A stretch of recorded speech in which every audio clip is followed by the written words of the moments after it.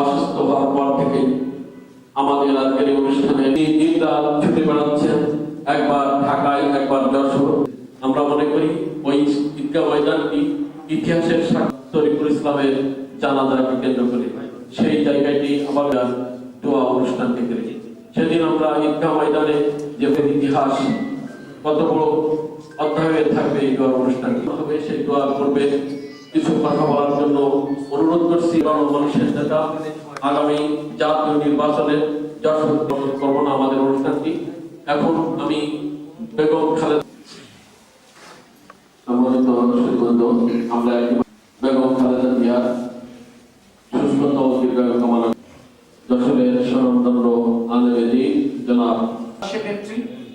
এটি তার এই দীর্ঘ লড়াইয়ের মাধ্যমে আমরা বিভিন্ন সময় বলতাম, আমরা আলোচনা করতাম, কিন্তু আজকে এর জন্য সুস্থতার জন্য বাংলাদেশের ধর্ম বর্ণ দলমত নির্বিশেষে সবাই তাকে ভালোবাসেন, মহব্বত করেন।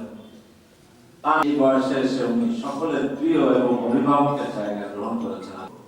গোটা রাজনৈতিক জীবনে তার অর্জন, দুইজনের অর্জন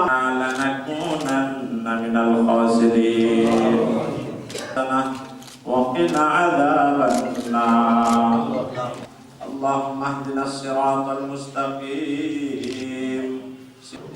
غير المغضوب عليهم ولا الضالين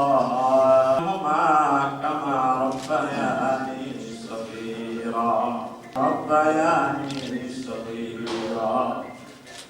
كما ربياني صغيرا माफ कर दे जिंदगी का सब गुनाह या रब्बना माफ कर दे जिंदगी गफ्फार गफूर रहमान रहीम नामे রসিলায় মাফি দিয়া দাও। আয় রব্বুল আলামিন, যে মহান নেত্রীর জন্য আমরা তোমার আমরা জানি তুমি ছাড়া শেফা দেওয়ালা কেউ নাই।